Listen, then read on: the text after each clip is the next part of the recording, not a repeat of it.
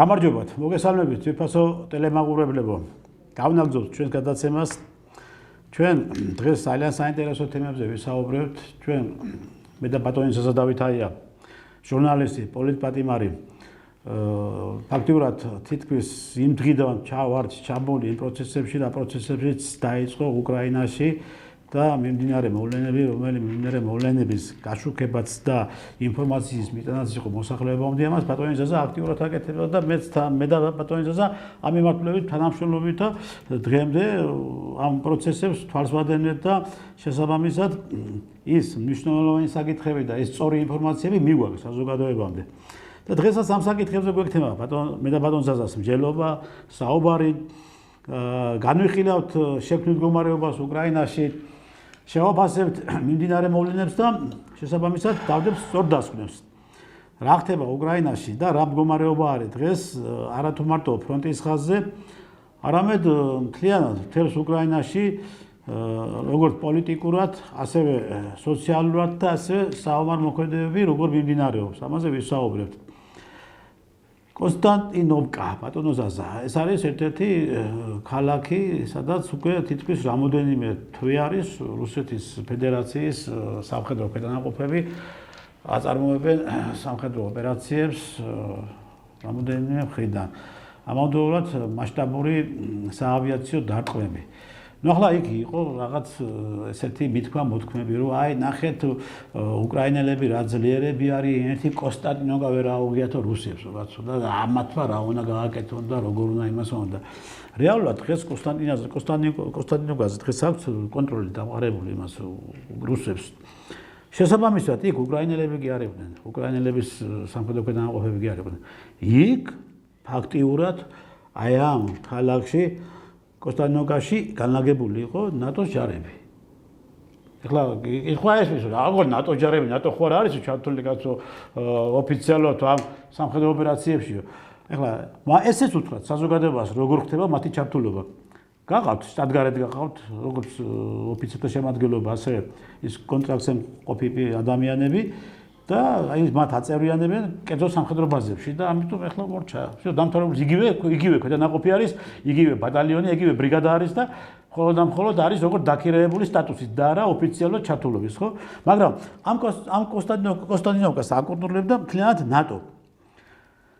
ეხლა წარმოიდგინეთ თქვენ მთლიანობაში მხოლოდ ბრძოლობს მარტო რუსეთი. და მარტო რუსეთს ნატო, ევროკავშირი, ამერიკის შეერთებული შტატები და ასე შემდგომ მთლიანად ეს კოლექტიური დასავლეთის შერწყმულად ეომება. და ამ ერთ პატარა ქალაქში და კი ვერ გაუძლო ნატოს ჯარებმა. რას ნიშნავს ეს რას ამბობს საქმე და ეს სანაკებო ნატო რომ ჩვენ მივისწრაფეთ არიქა და გვიშველის და უსაფრთხოების ქოლ გაარისო თურმე აღმოჩნდა არაფერი. ქრისტიან უპირველეს ყოვლისა მოგესალმები, მივესალმები ჩვენს ძვირფას მაყურებელს. მოდი მე ლაპარაკს იქიდან დავიწყებ, რომ შენგან განსხვავებით მე არა ვარ სამხედრო ექსპერტი. ანუ შეიძლება რაღაც მოყვარულის დონეზე ჟურნალისტურ ფარგლებში ვაფასებ, ვთქვათ, საომარ სტრატეგიას, ტაქტიკას, მაგრამ მხოლოდ აი ამ ფარგლებში და არავითარ შემთხვევაში პროფესიონალურ ფარგლებში.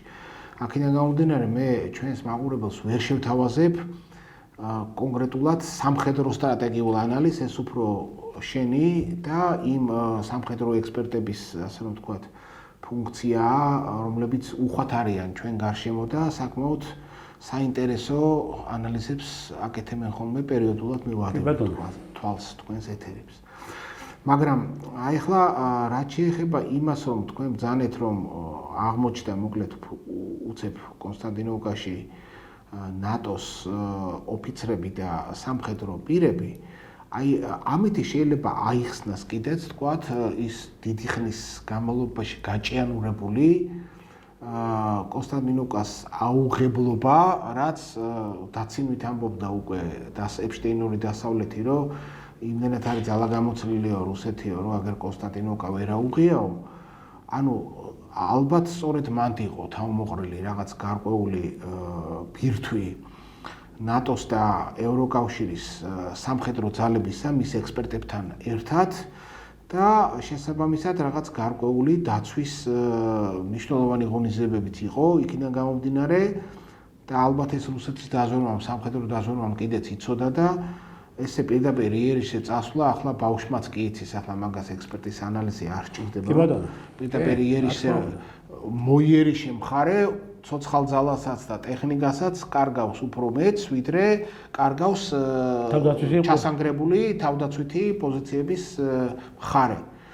მაგრამ ჩვენ ახლა მხედველობაში ისიც უნდა მივიღოთ, რომ უკვე თანამედროვე ომი, ასე რომ ვთქვათ, და შეიძლება ითქვას, რომ აი უკრაინაში მიმდინარე სამხედრო დაპირისპირება ერთ-ერთი მაგალითია ამ თანამედროვე ომისა, რომელსაც აქამდე არ ქონია პრეცედენტი. გადავიდა უფრო ახალი ტექნოლოგიების ფაზაში, ეს არის დრონების ტექნოლოგია, ეს არის დისტანციური ტექნოლოგიები და აქედან გამომდინარე ალბათ გაუმართლებელიც კი იქნება, ვთქვათ, რომ რომელიმე მხარემ დაუშვას თავისი ცოცხალი ძალა გაწიროს იმ დონეზე, რომ თუნდაც რაღაც კონკრეტული დასახლებული პუნქტი აიღოს. შეიძლება იმ დასახლებულ პუნქტს კიდეც ჰქონდეს რაღაც გარკვეული სერიოზული სტრატეგიული მნიშვნელობა, მაგრამ ალბათ ცოცხალ ძალასაც უნდა უფრთხილდებოდნენ მხარები, მით უმეტეს რომ ეს ომი უკვე დიდი ხანია გადაიზარდა ეგრეთ წოდებულ მოღლით კატეგორიის ომში და ეს აღარ გავს უკვე იმ ომს, რომელიც თქვათ დაიწყო და უნდა ერთ და ორ კვირაში უნდა დამთავრებულიყო. ახლა გადავიდეთ მთავარზე ჩემო დღესთან, აქ საუბარი რაზეა, რომ თუ იქ აღმოჩნდა ნატოს სამხედრო კონტინგენტი და ამის შესახებ უფრო ვრცელი ინფორმაციები თქვენ უნდა მოგეხსენებოდეთ სამხედრო ექსპერტებს, ეს კიდე ერთხელ ააშკარავებს, რომ ამ შემთხვევაში ის სამხედროები, რომლებიც კონკრეტულ ქვეყნებს წარმოადგენენ, კონკრეტულ სამხედრო ბლოკებს წარმოადგენენ, არის სწორედ დაინტერესებული მხარე და ეს ომი, რომელიც ნატოს მხრიდან და დასავლეთის მხრიდან ომად არის წოდებული, მაგრამ რუსეთის მხრიდან ჯერ კიდევ არ არის ომად წოდებული, არის სპეციალური სამხედრო ოპერაცია წოდებული. დიახ. ანუ ჯერ კიდევ ამ ფარგლებშია და თუ კი ეს დასავლეთი ამხელა მნიშვნელობას ანიჭებდა ამ დასახლებულ პუნქტს, რომ იქ თავმოყრილი ყავდა თავისი სამხედრო ექსპერტების და კონკრეტულად სამხედრო სპეციალისტების გუნდი, ესეც იმას ნიშნავს და ადასტურებს კიდე ერთხელ, რომ დასავლეთი არის მხარე.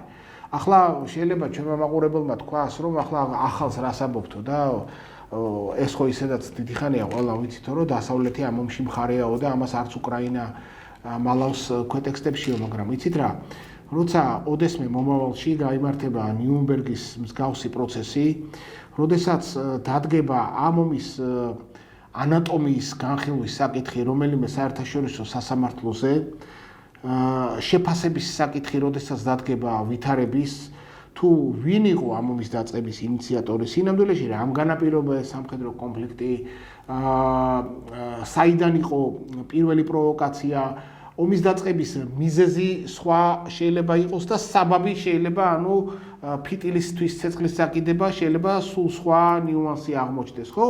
ასეთ შემთხვევაში უკვე მტკიცებულებები უნდა იყოს დალაგებული იმისთვის, რომ ეს ამ ომს გააჩნია მხარეები და ტყუილია პროპაგანდა, რომ რუსეთის იმპერიას დაუპირისპირდა თავისუფლების მოყვარე უკრაინელი ხალხი, მე უფრო მეც გეტყვით, ახლა მე როგორც სამოქალაქო პირი და როგორც ჟურნალისტი პირდაპირ გეუბნებით, რომ უკრაინაში ზელენსკის რეჟიმს უკრაინელი მოსახლეობის მხრიდან მხარდაჭერა აღარ აქვთ. არის მხოლოდ ლოკალური წრეები, რომლებიც არიან დაფინანსებული იგივე დასავლეთიდან, არიან ფინანსურად დაინტერესებული წრეები, თორე რიგითი უკრაინელები, აგერ ჩვენ პერიოდულად ვაწყდებით ხოლმე კადრებს, ვიდეო კადრებს, რომელიც პირატულად ზოგჯერ ოფიციალურად ვრცელდება, როგორ იჭერს სამხედრო პოლიცია ქუჩაში კათოლიკები ვიღავთ. რიგით უკრაინელს, იმიტომ რომ ძალით გარეკოს ისინი ფრონტზე. და ეს არის გაუგონარი თავხედობა, გაუგონარი ძალადობა, იმიტომ რომ სამამულო ომი მოგეხსენება, ხო? ასე იძულებით ფრონტზე გარეკვით არ უნდა კვალიფიცირდებოდეს. სამამულო ომს ცოტა სხვანაირი დატვირთვა აქვს და ადამიანები სამამულო ომში მიდიან საკუთარი ნებით, საკუთარი სოვლით, რა თქმა უნდა, ლეგალური ლეგიტიმური საჯარისო ფორმირებები ისედაც იღებენ თავის თავზე თქვათ შემოტევის დარტყმებს, მაგრამ შემდეგ უკვე ხალხი უკვე თავის თავზე იღებს იმ წილს, რაც მას ისედაც ევალება, როგორც სახელმწიფოს, ასევე სამშობლოს წინაშე და ასევე ყველაფერს რომ თავი დავანებოდა ეს ვალდებულებები რომც არ არსებობდეს საკუთარი ოჯახების დასაცავად. ხალხს იქ არ მიაჩნია რომ საკუთარი ოჯახი აქვს დასაცავი რაკეტებისგან, რომელიც რუსეთისგან ცვივა. ხალხს უკვე მიაჩნია რომ თავი აქვს დასაცავი რეჟიმისგან, რომელიც ქვეყანას აგდებს იმ მდგომარეობაში, რომ ის მიწის პირას გასწორდეს რეალურად და როდესაც ასე იძულებით ხდება ადამიანების ფრონტზე გაშვება, ეს უკვე თავისთავად ყველაფერზე მეტყველებს. მე პირდაპირ გეუბნებით, რომ ეს მოღლითი ომი, ასე რომ ვთქვათ, ხო, მოღლითი ომი რუსეთის მხრიდან, თორე ნატოს მხრიდან ეს სულაც არ იყო მოღლითი ომი, თუმცა ნატოს მხრიდან დამეთანხმები ალბათ, რომ ეს არის გარკვეულწილად პოლიგონი, სადაც იცდება ახალი იერარქია, ახალი ტექნოლოგიები, ახალი, ვთქვათ, სტრატეგიული სამხედრო და ეხლა მოგეხსენებათ, რომ ეს ყველაფერი უკვე ადამიანის გონების კი არა, უკვე აი ტექნოლოგიების მიერ არის შემუშავებული ეს სტრატეგიები და მომავალი ომების, ასე რომ ვთქვათ, მონახაზი, ვთქვათ, ამ პოლიგონზე დგება. მაგრამ ეს პოლიგონი რეალურად ვის რაფასად უჯდება, ეხლა ამაზე არის საუბარი. რა თქმა უნდა, რუსეთმაც საკმაოდ მნიშვნელოვანი ცოცხალი ძალა დაკარგა ადამიანები, სამხედრო რესურსი, ადამიანური რესურსი და თითოეული ადამიანის სიკვდილი, გინდა უკრაინელის, გინდა რუსის ამ შემთხვევაში არის დიდი ტრაგედია. მაგრამ ის რომ იქ ომობენ მოსყიდული ფულით დაფინანსებული ბოევიკები, რაც ყველა ომს, თანამედროვე ომს მე-20 საუკუნის მეორე ნახევრიდან მოყოლებული მეტნაკლებად ახლავს, რომ სამწუხაროდ ადამიანები გარკვეულ ომებში მიდიან არა სამოქალაქო პასუხისმგებლობის გამო, არა სამშობლოს დაცვის ან იმ იდეის გამო, რომ თქვათ თავისი ქვეყანა უნდა დაიცვან, თქვათ, ნუ იყო რა რაღაც გარკვეული პერიოდი არასწორი პოლიტიკა, რომ ქართველს ავღანეთში უნდა დაეცვა თავის საბჭოთა სამშობლო და მე ეს დღემდე არასწორად მიმაჩნია, იმიტომ რომ არ არის ეს სწორი დამოკიდებულება. მაგრამ როდესაც საერთოდ სხვა კონტინენტიდან ჩამოდიან აქ ადამიანები და თავიანთ, ესე იგი, ჯიბეს ივსებენ და ოჯახების სარჩენად ეს სხვა ადამიანების მოკლის შედეგად მიღებული ხელფასები და დოლარები მიაქვთ, ეს არის სრულიად ამორალური და სრულიად უზნეო დამოკიდებულება. მე ვიტყოდი, რომ უკრაინისთვის კი არა, ამ შემთხვევაში უკრაინისთვისაც პრინციპში, ეს რუსეთისთვისაც ეს არის სამამულო ომი. ეხლა აქ ცნობი და მით უმეტეს სხვა საპირისპირო ბანაკში ყოფები შემოგვედავებიან, ხო, რატო რუსეთისთვის სამამულო ომი რანაირად არის სხვა ქვეყანაში აწარმოებს, თქვათ, შეტევით ოპერაციასო, მაგრამ ისტორიას თუ გადავხედოთ, მარტო ისტორიას კი არა, რომ გადავხედოთ, აი მე-20 საუკუნეში მიმდინარე მოვლენებს, მარტო ის ამერიკის შეერთებული შტატები ამერიკის ინტერესებისთვის და ნატოს სამხედრო ბლოკის ინტერესებისთვის ამერიკიდან როგორ მოშორებულ დისტანციაზე აწარმოებდა სამხედრო ოპერაციებს და აწარმოებს ეხლაც. და ეხლაც აწარმოებს, ანუ იქ ახდენდა სამხედრო გადატრიალებებს, აპატიურებდა ლეგიტიმურად არჩეულ ხელისუფლებებს, მათი სასიკვდილო განაჩენის გამოტანაში მონაწილეობდა და აღსრულებაშიც მონაწილეობდა, თავს ახვევდა ამ ქვეყნებს თავის კოლონიალურ მმართველობას და შემდეგ უკვე ქვეყნის მოსახლეობა რომ ხიზლდებოდა, უცებ იგებდნენ, რომ თურმე ესე იგი დემოკრატიული ღირებულებებისთვის კი არ გაათავისუფლა სადღაც შორიდან ატლანტიკის ოკეანის იქიდან მდებარე ქვეყანამ, არამედ იმიტომ, რომ მისი ქვეყნის რესურსებს დაუფლებოდა და გარკვეული სტრატეგიული, ასე ვთქვათ, დივიდენდებით ისარგებლა, ვის საბოლოო ჯამში, რომ გამოიკვეთა და აღმოჩნდა უკანასკნელი ბასტიონის და ნატოს და აგრესიული იმპერიალიზმის უკანასკნელი, ასე რომ ვთქვათ, წინააღმდეგობის ფორპოსტის რუსეთის წინააღმდეგ.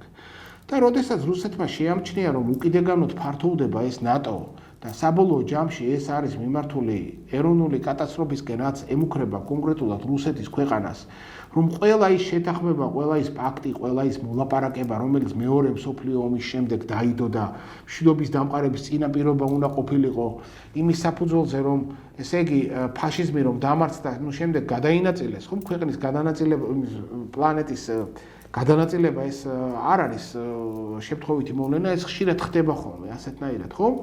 მაგრამ აი ეს კანონები რაც მიიღეს, რომ აი იცი რა, რო უთხრეს, რომ აი შენს ყავს შეიარაღებული ძალა, აქ საბჭოთა კავშირსაც ყავს შეიარაღებული ძალა, ეხლა სულ ომში ხო არ უნდა ვიყო და სულ კაცისკულაში ხო არ უნდა ვიყო და დამთავრდა ეს მეორე მსოფლიო ომი და მოდი ეხლა ისე დავთქვათ, რომ შენ აი ამ საზღვარის იქით არ გადმოხვიდე, მე ამის იქით არ გადმოვალ, რუსეთი იცავდა ამ ფარგლებს, რუსეთი იცავდა იმას, რაც მას მეორე მსოფლიო ომის შემდეგ დადებული პაქტებითა და კონვენციებით, ასე რომ ვთქვათ, დააწესა თავისი გავლენის ფარგლები და სფეროები და ფართოვდებოდა დასავლეთი აგრესიულად ფართოვდებოდა, აფინანსებდა ანტირუსულ შეიარაღებულ გადატრიალებებს.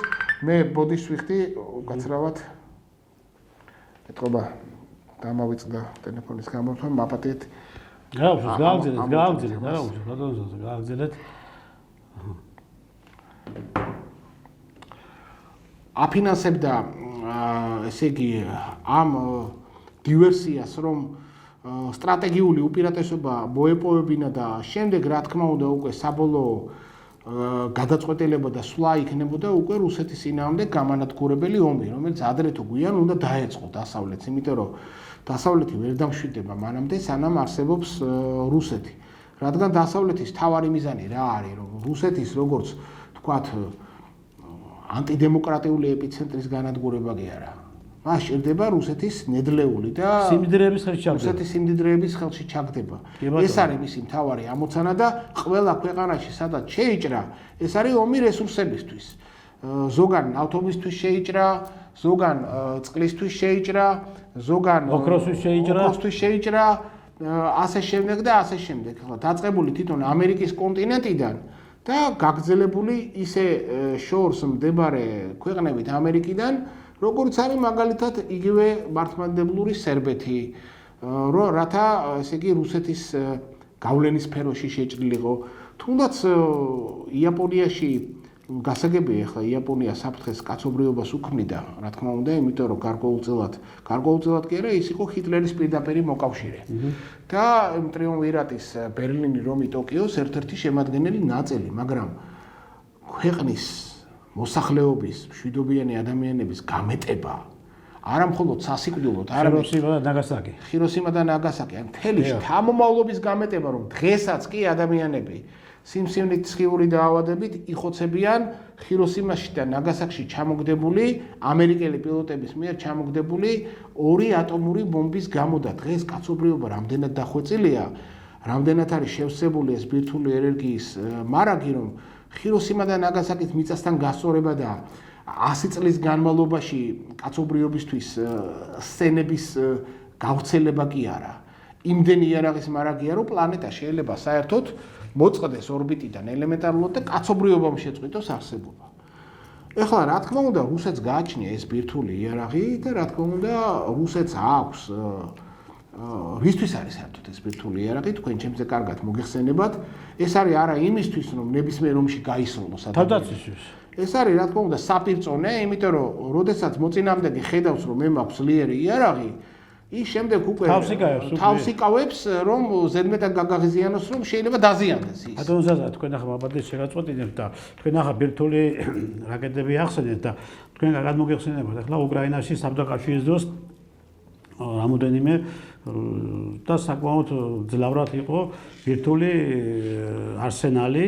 შესაბამისად ერთ-ერთი ატომური რესპუბლიკა იყო უკრაინა. კი, ხო და აქედან გამომდინარე შემდგომ, ახლა იქ როდესაც დაიშალა საბჭოთა ბირთვული ქობინები გაიტანა რუსეთმა. მაგრამ ის შახტები და ის შესაბამისი ინფრასტრუქტურა, რომელიცაც შეიძლება მისი მართვა, მისი გამოყენება და ასე შემდგომ, ხო?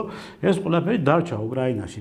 ეხლა ნედლეულიც არის იქ დარჩენილი. რა თქმა უნდა, ეხლა მეკითხეთ, აი ჩერნობილი ეხლა მე თუ მკითხავ, დიდი შეცდომა იყო რუსები ჩერნობილიდან არ უნდა გასულიყო. აი მე ბოდიში რომ ვერთვები, ესე იგი ამერიკამ ახსნა მთელი თავისი სტრატეგიული შეტევის ანუ იარლიყი გაუკეთა ეგეთი რომ ირანი ურანს ამდიდრებსო და ბირთვულ საფრთხეს წარმოადგენსო და ურანის გამდიდრება, ესე იგი, კაი, ჯერ ერთი რატო არა აქვს უფლება, თქვა, თუ ამერიკას შეუძლია იქონიოს ბირთვული იარაღი, რომ იქონიოს იგივე ირანმა. მაგრამ უკრაინაში თვითონ დარჩენილი არის ნედლეული, რომლიდანაც შეიძლება შეიქმნას სტრატეგიული იარაღი, რამაც შეიძლება მარტო სტრატეგიულ მოწინააღმდეგე რუსეთს კი არა. პლანეტარული საფრთხე შექმნას. აი ბატონო ძაზა, ნახეთ, სწორედ მანდ მინდა რომ იმას სწორედ მივიდე და გითხრათ. შესაბამისად, ახლა ჩვენ არაერთხელ რაღაც გარკვეული ისეთი ინფორმაციები მიგვიწოდებია საზოგადოებისთვის, რომელი ინფორმაციები შემდგომ ნომერი ინფორმაციები ჯერ საზოგადოებას მიუღია არასწორად, მაგრამ შემდგომ უკვე კისებულებების სახით და სკეპტიკურად მიუღია და ხო, მათ შორის სნაიპერები როდესაც გვეუბნებოდნენ რომ აი ეს ყველაფერი ტყუილია. ყველაფერი რასაც ჩვენ საუბრობდით. ზუსტად. თავს გვესხმოდნენ, მაგრამ მე აღმოჩნდებოდა რომ ერთ-ერთში კი, არაერთხელ მოხდა თქვენზე ფიზიკური დაბადება. მაიდის მოვლენები ხო? კი, ხო, ეს იმასთან დაკავშირებით, როდესაც ჩვენ სნაიპერებს გავშიფრეთ მაიდის მოვლენებში სნაიპერები, ქართველი დაქირავებულების მონაწილეობა, სააკაშვილის რეჟიმის წარმომადგენლების მონაწილეობა. აი ეხლაც აიპი და თქვენთან ამბობ აკეთ და ჩვენ მაგის ირგვლივ აი სწორედ ახლა საკითხი წამოწიეთ. ბატონო ტრისთან, სანამ გააგრძელებდეთ, აქვე იმასაც გეტყვით. 2019 წელი იყო და საქართველოში შემოვიდა დივერსიული ჯგუფი, რომელსაც მიზნად ჰქონდა ბიძინა ივანიშვილის ლიკვიდაცია. და მე აქ მალომა უნდა უთხრა ისე უკრაინის უსაფრთხოების სამსახურს SBU-ს, საიდანაც იქაც იყვნენ დაინტერესებული პირები, იმიტომ რომ იქაც რაღაც აწონეს, გადაწონეს და მიხვდნენ, რომ ესე იგი ეს დივერსია და ეს ტერორისტული აქტი მათ სისხლზე წყალს არ დაასხავდა. მოხდა ისეთნაირად, რომ ინფორმაცია მოვიდა პირადად ჩემამდე, აი ამ ჟურნალისტ საზა დავითაიამდე და მე არ მალავ, ეს გამჭვირვალეა. მე ვითანამშრომლე, ოფიციალურად ვითანამშრომლე ჩემი ქვეყნის უშიშროების სამსახურთან, მათ ანუ ჟურნალისტურად კი არ გამოვიყენე როგორც ბომბა ინფორმაცია და შემდეგ ამითი დივიდენდების მოპოვება კი არ დავიწყე, როგორც კი მოვიპოვე ჩემი ქვეყნისთვის და სახელმწიფოს წინაშე საფრთხის ამსახველი, მნიშვნელოვანი საფრთხის ამსახველი ინფორმაცია, ჩემი სამოქალაქო პასუხისმგებლობის გამო დაუფიქრებლად მე შევატყობინე ჩემი ქვეყნის სახელმწიფოს და არიდებული იქნა ამ დივერსიული ჯგუფის საქმიანობა, ეს ჯგუფი დაპატიმრებული იქნა, მაგრამ როგორც აღმოჩნდა რომ მათ ხელმძღვანელობდა სემიონ სემენჩენკო, სხვადასხვა ინტერვიუს გავაკეთე მე თქვენთან მაგასთან დაკავშირებით. დუმის დეპუტატი იყო ეს ადამიანი და მან აირიდა დუმის არა, რადას დეპუტატი იყო. ბოდიში, რადას დეპუტატი იყო. და სემიონ სემენჩენკო იყო ერთ-ერთი ზონდელ ჯგუფის ხელმძღვანელი. და მას დასავლეთი იფარა. აი, იქ ოდესაში პროკავშირების სასახლეში ხალხი ამოწვეს, ხომ გახსოვთ?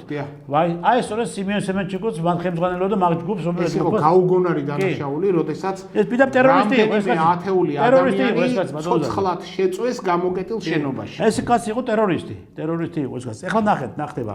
ახლაც არსებობს ინფორმაცია ბატონო ზაზა და ეს არის უტყუარი ინფორმაცია ჩემი კოლეგებიდან და მე მაქვს კონტაქტები მაქვს და მექნება ბუნებრივია რადგან 6 წელი მოღვაწეობდი მეკით და საფრთხო სფეროში ვიყავი ძალიან იმათ რომ იტყვი კარგად და შესაბამისად ეხლა დღესაც თუ რაღაც გარკვეული ინფორმაციები მე მომდის უკრაინას მიმართებაში მე არ ვთმანო კაცო მე ჩემი კოლეგებიდან გამომდინარე მომდის ეს ყველაფერი და ეს კონტაქტები მაქვს დღესაც ხო და დადგეს საკითხი და როდის დადგეს საკითხი იცი ნახეთ ზელენსკიმ გააკეთა ესეთი განცხადება თუ კი რუსეთი გამოიყენებს ბირთვულ რაკეტას უკრაინის წინააღმდეგ ჩვენ გავცემთ შესაბამის პასუხს ანუ რით გაცემთ შესაბამის პასუხს ეხლა მე გეტყვით აგე გაცემთ პასუხს რით ან უნდა გაუშვას და საჰაერო სისტემები ჩართოს ისეთი რომელიც ამას ყველაფერს ჰაერში განადგურებს მაგრამ ამის შესაძლებლობები მას არ აქვს მით უმეტეს ფაქტის სახელზე არის დღეს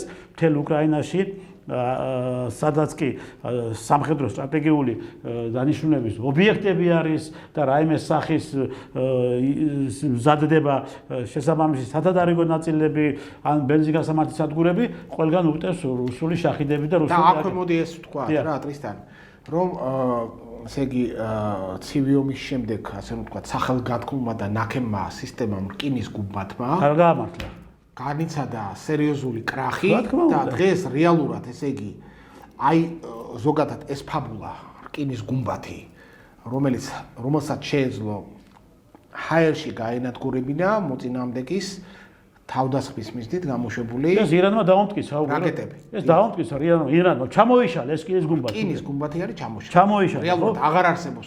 არც ისრაელში არ მოქმედებს რკინის გუმბათი და უკრაინაში მით უმეტეს არ მოქმედებს. ის სანაკებო პატრიოტები, რომლებიც ესე იგი თითქოს უკრაინა არიქა და პატრიოტებს გადმოგვცემენ და ამით უკვე ჩვენ მთლიანად დავფარავთ თელ უკრაინას და ამით უკვე ჩვენ გადავარჩენთ და შევინარჩუნეთ იმ სამხედრო სტრატეგიულ ობიექტებს, არც იმან არ გაამართლა, მით უმეტეს ახლა უკვე ბალისტიკური რაკეტები დეფიციტი აქვს უკრაინას, რადგან უკვე ვერ აწვდიან, იმიტომ რომ თვითონ თავიანთ თვისს აღარ აქვს უკვე ამ ის რესურსით ახლა დისკას ის მისცენ, რომელიც საბრძოლო მორიგეობაზე ხალხ დაყენებული ეს უდამორიცხული არის, ხო? ანუ ზელენსკის ეს განცხადება რომ ჩვენ გავცემთ შესაბამის პასუხს, ხო? და ნუ დადგას ეს კითხვის ნიშნის ქვეშ დადგეს. ერთ დღეს რუსეთში შეიძლება აფეთქდეს ბირთვული არის ინფორმაცია რომ რუსეთს აქვს დღეს ბირთვული კობინები. იმას უკრაინას აქვს დღეს ბირთვული კობინები, რომელიც ბირთვული კობინებიც მიაწოდა ინგლისმა.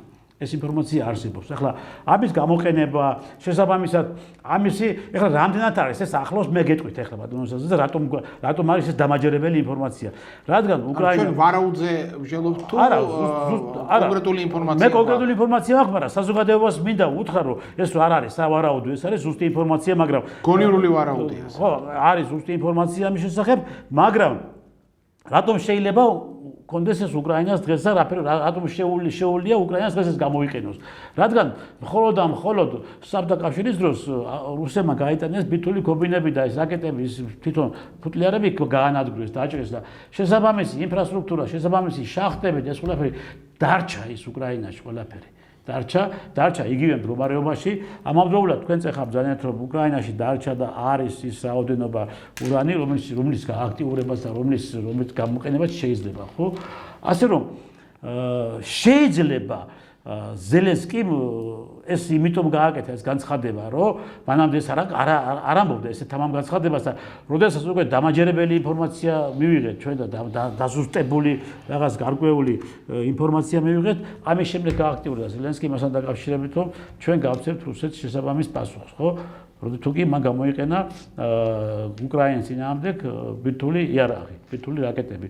ანუ მას შეუძლია ეს გააკეთოს და ამაზე ის არ შეეკითხება არავის. ახლა წინასწარ ხელებს არ იქნევენ და არც ჩხუბის მერე არ იქნევენ ხელებს, ნათქვამია. ანუ წინასწარი განცხადება მოგეხსენება ახლა როცა ამას გიზავ და იმას გიზავ, ეს უფრო რაღაც პრევენციულ ხასიათს ატარებს, თქვა და წინასწარი ალიბის შექმნის იმას ატარებს, დანიშნულებას ატარებს, მაგრამ რადგან ამბობს ეს რომ შემიძლია მე რაღაცა გამოვისრულო იქ თქვენკენო, ხო? ესე იგი ტყუილად მით უმეტეს რომ მთელი ამოდენა ეპშტეინური დასავლეთი უდგას უკან. ალბათ მე არ მაქვს მაგალითად კონკრეტული ეს ინფორმაცია, არ ვარ სამხედრო ექსპერტი და შესაბამისად არც იმ წყაროებზე მიმისვდება ხელი, მაგრამ გონივრული ვარაუდის საფუძველზე შემიძლია დავასკვნა, რომ ვივარაუდო უბრალოდ, რომ რადგან ამას ამბობს, ალბათ კიდეც გააჩნია იმისი რესურსი, რომ დაასაბუთოს და კიდეც გაისრულოს. და შემდეგ თქვას, რომ იცი რა, აი მე კი არ ვაპირებდი ამის გასროლას, მაგრამ აი რო გამასწორა მიწასთან და მე გავისროლეო რა. მაგრამ რომ შევხედე მე უკვე ზურგი აღარ მაქვს და აღარ მეხმარებიან, ეს მიზეზი შეუძლია მოიწონოს. მაგრამ ტრისთან მათ მაინც მოუწევთ იმისი ახსნა კაცობრიობისთვის, ეს ბირთვული კობინი, რომელიც ნუ ჯერ არ გაუსროლია და თუ მართლა გაისვრია ღმერთთან უკნას, ეს ბირთვული კობინი საიდან აღმოაჩნდათ. ამისი ახსნა კაცობრიობისთვის მათ მაინც მოუწევთ. ნუ ახლა აქ არის, იმიტომ რომ წესი და კანონით მათ არ უნდა გააჩნდეთ ეს. ოფიციალურად, ლეგიტიმურად, ლეგალურად მას ეს ბირთვული კობინი არ უნდა გააჩნდეთ, ხო? მე გეტყვით ახლა, ნახეთ რა ხდება. ჩვენ კარგად გვახსოვს სწორედ ის შეთანხმებები, რა შეთანხმებები დავზათ, ავიღოთ მინსკის ფორმატი. მინსკის ფორმატი, რომელიც მინსკის ფორმატის შემდეგ გამოთქვა სატყუ არა რუსეთის წინააღმდეგ, ხო? ეს მე თავად ევროლიდერებმა აღიარეს, რომ ჩვენ ამასო დროს წელავდით, რომ გამომაძლიერებულიყავით. მინსკის ფორმატის შემდგომ, როდესაც რუსეთმა დაიწყო სპეციალური სამხედრო ოპერაციები, ხო, დაიწყო ეს 2022 წლის 22 ივნისს, ხო, დაიწყო ეს ყველაფერი. თებერვალს. ხო, 22 თებერვალს მოგადიეთ. და მოკლედ მან ტაქტიკური დესანტი გადასვა ყველა იმ მიმართულებით, რომელი მიმართულებით საფუძველს ძალიან შებოჭა და შეკრა კიევი. უკვე კიევის მისადგომებთან მივიდა. სამ დღეში მართლა მივიდა კიევის მისადგომებთან. მე როგორც სამხედრო სპეციალისტი ამას გეუბნებით სამხედრო ენაზე. მან რომ თქვა რომ მე სამ დღეში უკრაინას დავიკავებ, სამ დღეში მან დაიკავა უკრაინა ტაქტიკური დესანტის გადასვლის საფუძველზე. რადგან მან ყველა მიმართულებები, რომელი მიმართულებების საფუძველზეც უკვე შეეძლო, ხო, გამოეცხადებია კაპიტულაცია კიევს, ეს დაიკავა. აი, შევიდა ბელორუსიის მიმართულებით. დაიკავა ბორისპოლის აეროპორტი, დაიკავა ჟულიანა, დაიკავა ბუჩა, ირპინი და მოკლედ აღმოსავლეთ უკრაინაში მთლიანად განალაგა. და რა მოხდა მერე? მოხდა რა? მოხდა ის, რომ კიდევ მეორე ტყუილში და მეორე ხაფანგში გააბეს რუსები. თურქეთის მოლაპარაკებების დროს, როდესაც თურქეთში მიდიოდა უკვე შეთანხმებები, აი ამ შეთანხმებაში მოხდა შეთანხმება, რომ თუკი რუსეთი გაიყვანდა ჯარებს კიევის ირგვლივ, რომელიც იყო განლაგებული, ამავდროულად გაიყვანდა ბუჩა, ირპინი და თქვენ გაგახსოვთ, რომ აი ჩვენ ბუჩა ავიღეთ, ირპინი ავიღეთ, გაემარჯვეთ რუსები, რუსებმა რომ დატოვეს ბუჩა, ირპინი, მერე შევიდნენ ესენი და გააკეთეს გადაღება მოაწყეს. გააკეთეს რაღაც ჩაატარეს ფოკუსები და გაუკეთეს მას გვამებს თეთრი ისენი სამკლაურები და ვითომ მარტო გვამებს კი არ გაუკეთეს, ჩვენ ამოვხსენით და გავშიფრეთ. ცოცხალი ადამიანები იყვნენ იქ. დახვრიტეს ადამიანები კიდევაც დახვრიტეს ადამიანები და დააბრუნეს რუსებს. ეს ფაქტია, ამას ვერავინ და ჩვენი აგერ კიდევ ეს ისენი რა სისხლიანი დაქირავებულებიც არიქა და ჩვენ ბუჩაიპინი ავიღეთო, მაგრამ ეს არ ყოფილა ეს, ხო? ნახეთ რა ხდება. ამ დროს რატომ მოხდეს? ამ დროს შემდგომ ჩამოდით ბორის ჯონსონი. ახლა მე საით მიყვარს, ნახეთ ბორის ჯონსონი ჩამოდის კიევში და ეუბნება ზელენსკის რომ არავითარი ომის შეჩერება. მიდით, დავიწყოთ. არავითარი. ანუ არის ეხლა მაშინდელი შეხვედრებიდან გამომდინარე, მაშინ ზელენსკი იყო? ზელენსკი იყო, აბა, ზელენსკის დროს დაიწყოს ყველაფერი, კაცო. ბორის ჯონსონი რომ ჩამოვიდა და მწვანე აუნთო, ზელენსკის სადაუნთო, მწვანე ძის დაბედა სწორედ იმ ბირთვულ კობინებს. მე შენ მოგცემ ბირთვულ კობინებს, გაიგეთ? ეს შენ გაგაძლიერებს. შესაბამისად, როდესაც რუსეთი გაიგებს, რომ შენ გაგაჩნია ბირთვული კობინები, ის უკვე გარკვეულ ნაწილს უკვე და გარკვეულად ის უკვე უგან დაიხევს. და აქედან გამომდინარე ჩვენ უკვე მომგებიან პოზიციებში ვიქნებით. აქედან დაიწყო ეს ყველაფერი. და ამიტომ არის რომ შემდგომ უკვე ამ ეჭვებმა იქით კიდევ რაღაც გარკვეულმა შესაბამისმა უთანხმოებამ და აღარ მიდიან უკვე გაჯიუტებული არიან არავითარ შეთანხმებაზე. ამან გამოიწვია უკვე ჩემი მხრიდან და სხვა დანარჩენი ექსპერტების მხრიდან დაინტერესება. რატომ მოხდა ეს და რაშია საქმე? მაშინ რატომ არ გაისვლა? აქამდე რატომ არ გაისვლა? არა, ვერ გაისვლის და არ გაისვლის, იმიტომ რომ ეს აქვს როგორ. თქვენ ეხლა ბრძანეთ რომ სახელმწიფოს ეს იმიტომ აქვს რომ თავი დაიცვას და შესაბამისად მეორე მხარე, რომელი მხარეც უტევს ამ სახელმწიფოს, იმან იცოდეს რომ მას ბირთვულია. მაგრამ აქამდე მიენიშნებიან რომ გამაჩნია ბირთვული. არა, როცა უკვე მან მიიღო ეს ყველაფერი, მე გააკეთა მინიშნება, თორემ მანამდე არ გავუკეთე. შეიძლება მანამდე არც ქონდა ეს. არ ქონდა მანამდე. რადგან ნახეთ რა ხდება, ჩვენ ხო კარგად გვახსოვს რომ აი ეხლა უკვე უკრაინას გადმოცემენ აბრამცევს, რომელიც უკვე ეს ყველაფერი ხო იცი ძლიერი ტექნიკა არის, ეს არის ყველაზე ძლიერი ტექნიკა, სადაც უკვე ჩვენ დავიბრუნებთ საკარგო ტერიტორიას. უკრაინას გადმოცემენ F-16-ებს, რომელიც ჩვენ გამოვიყენებთ მას მასიურად და ამით ჩვენ დავამარცხებთ რუსეთს, ხო? რომ ამბობდნენ გადავცემთო, ხო? უკვე გადაცემული ქონდათ. უკვე ქონდათ ეს ყველაფერი. მაგრამ ვითომ გადავცემთ. შესაბამისად, ეხლა უკვე როდესაც მას უკვე ეს აქვს, როდესაც შეთანხმდნენ და უკვე მას ეს ყველაფერი, ამან განაპირობა უკვე მისიან განცხადებების გაკეთება და უკვე ესეთი მუქარის სახით და ისიც კი იმაშიც კი დაემუქრა ეხლა იმას პუტინს, რომ ეხლა მანო ჯობია დატოვოს მოსკოვი და იქ სადღაცო იმაშიო ურალში გადაინაცვლოსო, იმიტომ რომ ჩვენ მოსკოვის მასიურ დაბომბვას ვიწყებთ, ხო? ამას ამბობს ეხლა და ნუ ეხლა მოსკოვზე არის უბრალოდ არის ეხლა ეს შორწომადი დრონები რომელიც მიცა მანე საფრანგეთმა და მიცა გერმანიამ ამას იყენებენ ახლა ესენი იმაში უცხოეთ რუსეთის ტერიტორიაზე და ამის საშუალებით არის რომ ისინი უტყავენ ნატო გადამამუშავებელ ქარხნებს და შესაბამისად ვიცი ამის ჭკუით ეხლა ამით დეფიციტს ქმნიან ხო არა მხოლოდ ნატო გადამამუშავებელ არა სხვა დანარჩენ იმას სამხედრო უტყავენ სამოქალაქო ობიექტებსაც და აი აგერ საერთო საცხოვრებელი კაცო სპეციალური იყო აგერ ბავშვები სტუდენტები რო ძინარე ბავშვები მდინარე ბავშვები. აი ეს ყველაფერი ხო? ეხლა ნახეთ ბატონო ზაზა.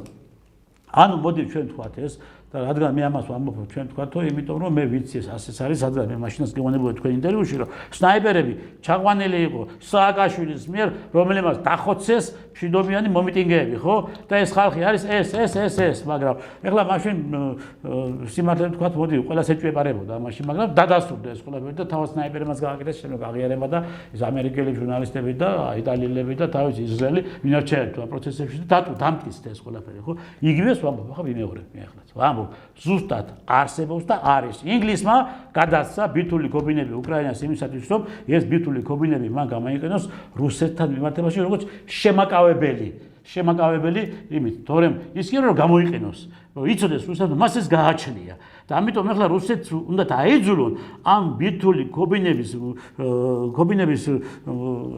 არსებობის საფუძველზე, რომ რუსები დაიყოლნენ რაღაც გარკვეულ შეთანხმებებს. ისა ხომ არ არის ეს მაგალითად აი ბანკოში არის ხომ ხათახან ეგეთი სვლა მოწინააღმდეგის დაბნევის მიზნით იძახის მოთამაშე მხარე რომ მას გააჩნია ეს რესურსი მარტო იმიტომ რომ შეუქმნას შტაბეშტილება მოწინააღმდეგეს და შეცდომაში შეიყვანოს და ხანდახან არ ქონია შესაბამისი ბანკო ხელში, მაგრამ მაინც წარმატებით დაუსრულებია ფრაგმენტი, თამაშის ფრაგმენტი. ხომ არ არის ესეთი რაღაცა, რომ არ გააჩნია, მაგრამ ტრაბახობს და ქადელობს. არა, შეიძლება ეს რა არის, იცი ბატონო ზაზა, შეიძლება ეს ვივარაუდოთ იმ შემთხვევაში, თუ დაუშვათ უკრაინას არ ექნებოდა შესაბამისი ბაზა იმისთვის, შესაბამისი საშუალებები იმისთვის, რომ მას კვლავ გაააქტიურებია ბირთვული იარაღი და მას კვლავ დაეყენებინა საბრძოლო მორიგეობაზე იმ შახტებში, რომელიც შახტებიც რუსეთმა დაუტოვა უკრაინას გაუნადგურებლად და ხელშეუხებლად და ის ინფრასტრუქტურა, რომელიც ინფრასტრუქტურას არის დღეს გამართული. ხო, სადაც ახლა აბრამსი შემოდის, ახლა იქ ბირთვული კომუნის შემოტანა არ უნდა. რა პრობლემა არის? საზღვრებს თვითონ აკონტროლებენ და ყველაფერი და განა რა პრობლემა უნდა იყოს. მაქსიმუმი გააკეთა, რატო დასავლეთმა ზაზა, მაქსიმუმი გააკეთა დასავლეთმა თუ რაიმე თქვენ ეხლა იარაღის გამოსთაზე ისაუბრეთ და ის იარაღის გამოსთა მარტო მხოლოდ გამოსთა კი არ იყო. მე გეთანხმებით რომ უკრაინა არის არაჩვეულებრივი პოლიგონი დღეს იმისათვის რომ ნებისმიერი ტიპის რაკეტა და ტექნიკა გამოცადო, რადგან თვითონ მასშტაბები არის იმხელა. ჯერ 1200 კილომეტრიანი ფრონტის ხაზია, წარმოიდგინეთ 1200 კილომეტრიანი ფრონტის ხაზი. ეს არის ჯერ არ მომხდარა არც ერთ სამხედრო იმაში კაცო ისეთი რაღაცა, ხო? ისტორიას არ ახსოვს და ეს დღეს არის, ამ რეალობის წინაშე ვართ, ხო? იქ რამხელა რა რაოდენობის იარაღის და ტექნიკის გამოცდა შეუძლია ორივე მხარეს, ხო? მაგრამ ეხლა ის რომ დასავლეთმა და ნატომ და ამერიკის შეერთებულ შტატებმა რომ მთელი რესურსი გამოიყენეს აი ამ სპეციალურ სამხედრო ოპერაციაში, რომელსაც მართლაც რუსეთის მხრიდან სპეციალური სამხედრო ოპერაცია არის და არა ფართომასშტაბიანი საომარი მოქმედებები. მაგრამ მათმა რომ მთელი ეს როგორც ტექნიკის და შეიარაღების, ასევე ცოცხალი ძალის მთელი რესურსები გამოიყენეს და ნახეს და ფაქტიურად დაინახეს როგორ წარუმატებლობა აქვს ყველა მიმართულებით, რაზა. აი ყველა მიმართულებით წარუმატებლობა აქვს. მით უმეტეს რუსეთის მხარემ, რუსეთის გენერალურმა შტაბმა ახალი შექმნა რეალურად სურათი თუ როგორ უნდა აწარმოოს არათუ მარტო უკრაინაში ომი, არამედ მთლიანად ფელსოფლიოში. თანამედროვე ომი დახვეწა, უმაღლეს დონეზე დახვეწა. ამის გარდა მთელი სამხედრო მრეწველობა მაქსიმალური გააკეთა და ყველა უკვე მუშაობს 100%-ით. ყველა სამხედრო მრეწველობა. ამის გარდა გადავიდა კოსმოსურ ბაზაზე, რაღაცა ქვია და რაც თავარია, ესე იგი ომის ქარცეცხლი იმის მიუხედავად რომ ხანდახან მოსკოვში მართლაც ფეთქდება. კი. ობიექტები, ხო? ეს ჩვეულებრივი მოვლენა. მასშტაბური თვალსაზრისით არ შეხებია რუსეთს. არა, ეს ჩვეულებრივი მოვლენაა. ზაზა ახლა წარმოიდგინეთ, თქვენ ახლა ის მოდი თქვათ ახლა მთელი მსოფლიო ებრძვის, ამ ერთ რუსეთს, ხო? ნუ ახლა მთელი მსოფლიო არ არის, მაგრამ მთელი გაერთიანებული კოლექტიური დასავლეთი ებრძვის, ეს ნატო ებრძვის, ეს ყველა ებრძვის, ახლა ბუნებრივია ხანდახან რაღაცა ჩამოვარდა იმის ტერიტორიაზე, ხო, ეს არ არის საქმე, ხო? არის ეს ჩვეულებრივი მოვლენაა ეს, მაგრამ ახლა ნელ-ნელა ეთიშებიან უკვე ქვეყნები ამ პროცესებს. და გამოდიან ახლა ქვეყნები და ამბობენ რომ აი ჩვენ უკვე შეიარაღების და ტექნიკის სახით უკვე აღარ დავეხმარებთ უკრაინას. ვთქვათ რომ აი ისინიც გამოიფიტენ ახლა რა აი მაგათ ეკონომიკასაც ძალიან მძიმედ დააწვა. ზოგიერთი ქვეყანა გაღეზიანდა დაუშვათ უკრაინას, მათ შორის ახლა პოლონეთი. ნახე პოლონეთი გაღეზიანდა და პირდაპირ ღიად აკეთებს განცხადებას რომ ისიც კი გააკეთა პოლონეთმა რომ როდესაც ზელენსკი დააჯილდოვეს პოლონეთის უმაღლესი ჯილდოთი ოქროს არწივით, ხომ დააჯილდო, ეხლა ჩამოართვა და რატომ ჩამოართვა? პოლონეთმა ის ჯილდო რომელიც დააჯილდოვა ჩამოართვა და მე ზელენსკი გამოვიდა და გააკეთა განცხადება რომ მე გავაგზავნე პოლონეთში ესა ჯილდო და სინამდვილეში არ გავაგზავნე პოლონეთის სახით. ჯერ ჩვენამდე არ ჩამოსულობა, სად არისო? თუ გამოვაგზავნე, სად არისო? ანუ რა გააკეთა ზელენსკი? რატო გაღეზიანდა პოლონეთი? აი რა არის იმის მიზეზი რომ პოლონეთი გაღეზიანდა იმ დონეზე რომ მას ჯილდო ჩამოართვეს? რატომ? იმიტომ რომ ჩვენ და ყველა მეც და ეს ისტორიული ის არის ფაქტები არის ეს ბანდერას მიმდევრები და ბანდერა და მისი დაჯგუფებები როგორ წვავდნენ და აწეობდნენ პოლონურ მოსახლეობას და პოლონურ ქალაქებს და სოფლებს და აუპატიურებდნენ ქალებს და ბავშვებს და მასიური რეპრესიები იყო ხო ამას აკეთებდა ვინ ეშუხევიჩი ბანდერა და ისინი ეს ახლა ამათი გვამების გადმოსვენება დაიწყეს რაღაცა და კიევში შექმნეს პანთეონი უბედურება ჯერ ისედაც რამდენი და პანთეონი შექმნეს და გამოვიდა პოლონეთის ხელისუფლება თქვა პირდაპირ კაცო თქვენო ჩვენ მტრებს შევუქენით პანთეონი ეს იდეოლოგიურ ბრძოლაში გადაიზარდა რა თქმა უნდა ამბობენ პირდაპირ ამბობენ ის ხალხი უკვე კაცო რომ აი თქვენ რა გააკეთებთო რა გქენით ის თქვენ ის ხალხი გმირება აღიარეთ და გამოიყვანეთ და პანთეონი გაუხსენითო ვინ ჩვენ გაგვანადგურა ჩვენი შვილები გაანადგურა ჩვენი შვილები გააუპატიურესო გაიგე და დახოცეს და დაწვეს და რა ვიცი რა არ გააკეთეს და კადრებსაც კი აჩვენებენ პოლონელები უკვე ხო ამას გარდა ტრისტან რა ვიცი მე მეგობრები მყავს გერმანიაში მყავს უახლოესი მეგობარი არ მინდა ახლა სახელი და გვარი დავასახელო ყველამ ისედაც იცის ეს ადამიანი 100 ევროთიო რო შედიოდიო მოკლედ შარშანო და სუპერმარკეტიდან რომ გამოგონდა პროდუქტების რაღაც რაოდენობაო ეხლა იმის ნახევარსაც ვეღარ გამოიტანო ანუ ყველაფერი არის დაზირებული ძალიან სერიოზული კრიზისია ენერგეტიკული კრიზისია ელემენტარულად და ეს ყველაფერი რა თქმა უნდა დახს ასვავს ქვეყნის მოსახლეობას და ამ დროს როდესაც ასეთი გაძვირებები არის ქვეყანაში და მისი ხელისუფლება რომ თქვათ თავის ძალას და თავის რესურსს და მატერიალურ რესურსს ხარჯავს რუსეთის წინააღმდეგ საბრძოლულად ხომ ეს ნელ-ნელა მის მოსახლეობაში უკვე სხვანაირი თვალსაზრისით წედება უკმაყოფილება შეიძლება რუსი გულზე ასულაც არ ეხატებოდეთ მაგრამ იქ თავის მოსახლეობა ეტყვის რომ ბიჭო შენ ეს რესურსი თუ გაქვს მოდი რა აგერ მე მომახმარე და აგერ რო ვეღარ ვყიდულობ უკვე საკმარისი რაოდენობით საჭმელს უზრუნველყავი რომ მე საჭმელი ვიყიდო ის რუსი იქითკენ კარგად იყოს თუ რა ვიცი ჯანდაბაში იყოს მაგრამ პირველ რიგში შენ მოსახლეობას მიაქციე ყურადღება და მერე გადართე შენი რესურსები რაღაც სხვა დემოკრატიული ღირებულებებისთვის თუ რაღაც სხვა რაღაცეებისთვის და ევროპის ყველა ქვეყანაში უკვე მოსახლეობა არის უკმაყოფილო. იმაზე აღარ ვლაპარაკობ, რომ სხვადასხვა მიზეზით, ესე იგი, ნუ ისედაც კაპიტალიზმს ახასიათებს მოგეხსენება ასეთი არასტაბილური აფეთქებები მოსახლეობაში, უკმაყოფილო მოსახლეობა გამოდის ხოლმე პერიოდულად, მასშტაბურად გამოდის ხოლმე თავისი ქვეყნების წინააღმდეგ და ერთ დღეს ეს გამოსვლები შეიძლება მასობრივ და საკმაოდ ისეთ ორგანიზებულ დესტაბილიზაციაში გადაიზარდოს, რომ რუსეთი კი არა, ევროკავშირი ჩამოიმხოს და ევროპის ადგილზე სრულიად ახალი სახელმწიფოს შექმნის აუცილებლობა დადგეს. ახლა მესაც გიტყვით კიდევ, აი რა მიზეზების თქვენ დაასახელეთ ახლა ევროპაში რა პრობლემებიც არის. ამის გარდა კიდევ არის პრობლემები რა. თვითონ უკრაინელი ტოლილები განაგლდნენ. გათავხედდნენ. როგორც აქ ჩვენთან საქართველოში. ახლა ერთი კვირას უკან რომ სუპერმარკეტში მიადგა, გამყიდოს ტუალეტი სამიყინათო, ტუალეტი სამიყვანე. შენი კარტა გაატარე და ტუალეტი სამიყვანე. ხო, აი ნახეთ, რა დონის ესე იგი თავხედობა. მე თან თავხედურად რომ უკრაინაში რომ ჩამოყვალთო, მე თქვენ ყველას უფასოდ მოგასაქმებინებთ რა. თან თავხედო, აქ შეხედე აი საკაისა სტუმართ მოყარეოს ქართველებიო, ნახეთო? აი მათი სახეო რა. ხო, აი მათი სახეო თბილისში. აი ამ ეს არის. აი ესენი არიან ეს უმადური ადამიანები. ან უმადურობის დონე. ეს მოსალოდნელი იყო. ახლა მოდი უკრაინულ ხასიათს თუ დავაბრალებთ ამას. ეს არის ზოგადად ადამიანის ბოროტი. არა, შეიძლება ერთი ადამიანი და ორი ადამიანი აღმოჩნდეს, მაგრამ მასიურად, კაცო? მასობრივად კი. მასობრივად არის.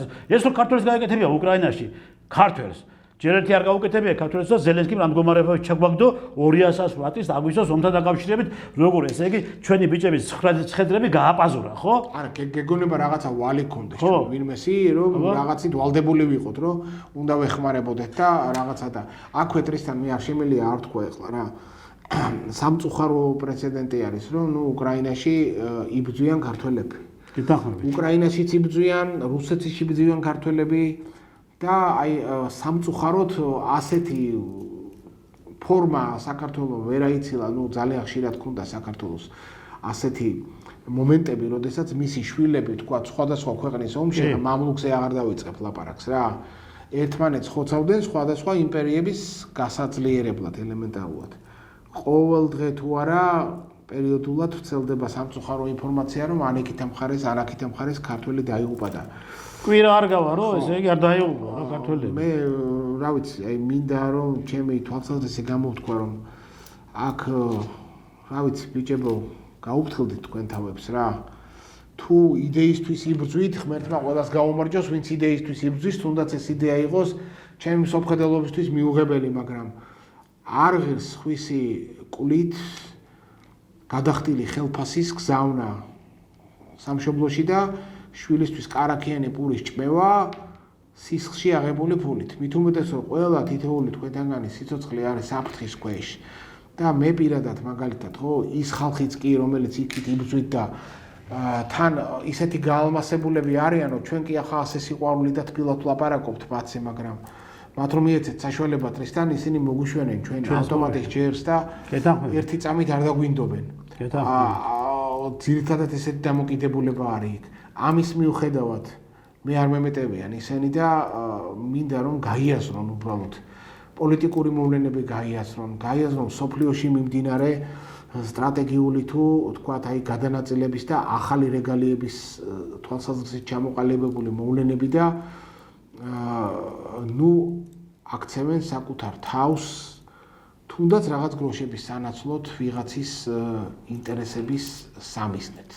იმაზე აღარაფერს ვლაპარაკობ უკვე რომ ყველა ასეთ ომს თან ახლავს ისეთი ძვინვარე და მნიშვნელოვანი დანაშაული, როგორიც არის ორგანოების უკანონო ტრანსპლანტაცია და პირდაპირ ნადირობა მიდის ცოცხალ ჯამრთელ სამხედროებზე, რომლებიც წინასწარ შერჩეულები არიან, რომ აი იცი რა ამას აქვს ჯამრთელი თირკმელი ან ჯამრთელი გული და ომი ყველაფერს ჩამოწერს და ნუ სადღაც ან ზურგში ხვდება ტყვია ასეთ ადამიანს ან და არაუშავს ვიღაც ამერიკელი მილიარდელის სხეულში გადადის მე უკვე ამ ადამიანს მასიური ხასიათი მიიღო მაგ პროცესმა ბატონოსა გუმაში უკრაინაში. არავინ არ დამიწყოს ახლა განგითხვა. ეს არის ყველა ომის თანხლები, ეს არის ტრანსნაციონალური დამნაშაული, ეს არის საყოველთაოდ აღიარებული დანაშაული და არავინ არ თქვას რომ მსგავს მოვლენას უკრაინაში ადგილი არ აქვს. როგორ არ აქვს? მე ვიცი რომ აქვს და მე ზუსტად ვიცი ეს რომ არის და მე ის ადამიანები ვიცი რომელი ადამიანებიც კიდევ გამოექცენ. აი სწორედ მაგ საშიშროებას იგიდან უკრაინიდან და პირადად თო შენახვედი ამ ადამიანებს ბატონოსა ძალიან საინტერესო საუბარი ქონდა და ამავდროულად ჩვენ ერთმანეთში ყოველთვის გამოგდის არათუ რაღაცა გარკვეული საღაციდან ყურით უდანი ინფორმაციების ირგვლივ მსჯელობა, არამედ პირდაპირი რომ გულწრფელად უზიარებთ ერთმანეთს რა თქმა უნდა და მადლობა რომ თქვენ ესე კარგად და ესე რაღაც დასაბუთებულად აწვდით ჩვენს მოსახლეობას როგორც ტელევიზიის ისე პრესის საშუალებით სწორ და მართლაც მყარი ინფორმაციებს და თვითონ ტელემაყურებლებო ჩვენ ყოველთვის ესე შერწყმულად